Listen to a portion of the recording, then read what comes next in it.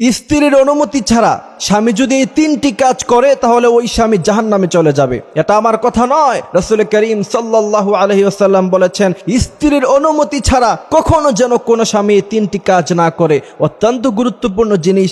এক নাম্বার, কোন স্বামী যদি স্ত্রীর অনুমতি ছাড়া এই কাজটি করে, যেটা আমার দেশে অহরহর ঘটে যাচ্ছে, আমরা খেয়ালই করছি না, অথচ এর জন্য তাকে আল্লাহর কাছে জবাবদিহিতা করতে হবে এবং আল্লাহ সুবহানাহু ওয়া তাআলা তাকে এই কারণে জাহান্নামেও দিয়ে দিতে পারেন। প্রথম নাম্বার কি? প্রথম নাম্বার হলো বিয়ে করার পরে মোহরানা আদায় করার আগে স্ত্রীর গায়ে স্পর্শ করা যাবে না। কথা বুঝেন? মনে করেন আপনি বিয়ে করেছেন আজকে, এখন আপনি তো মনে করতেছেন যে আপনার স্ত্রী আপনার জন্য হালাল না।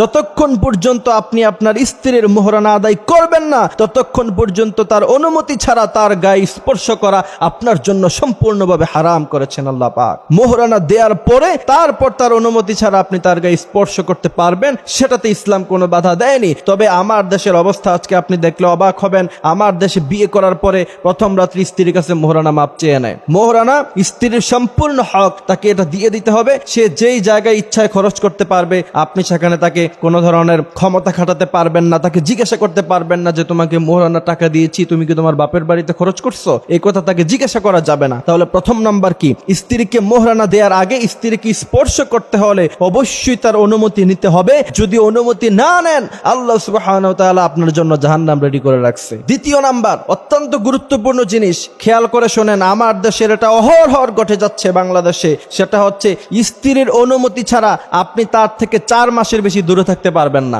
এখন আমি যদি এই কথা বলি, আমাকে তো অনেকে গালাগালি শুরু করে দিবে যে হুজুর কি বলে। ওমর রাদিয়াল্লাহু তাআলা আনহু আইন করে গিয়েছিলেন। ওমর রাদিয়াল্লাহু তাআলা আনহু বলেছেন, যে ব্যক্তি স্ত্রীর অনুমতি ছাড়া 4 মাসের অধিক সময় স্ত্রীর কাছে না থাকে এবং স্ত্রীর হক সে নষ্ট করার কারণে তাকে বিচার কার্য ফয়সালা করা হবে, তাকে কাঠগড়ায় দাঁড়াতে হবে এবং তাকে জবাবদিহিতা করতে হবে। প্রিয় ভাইয়েরা আমার, সেক্ষেত্রে আপনি যদি স্ত্রী থেকে অনুমতি নিয়ে 4 মাস নয় 4 বছরও আপনি বিদেশের বাড়িতে থাকেন, সেক্ষেত্রে ইসলাম আপনাকে কোনো বাধা দেয়নি। তবে সেক্ষেত্রে স্ত্রী থেকে অনুমতি নিতে হবে।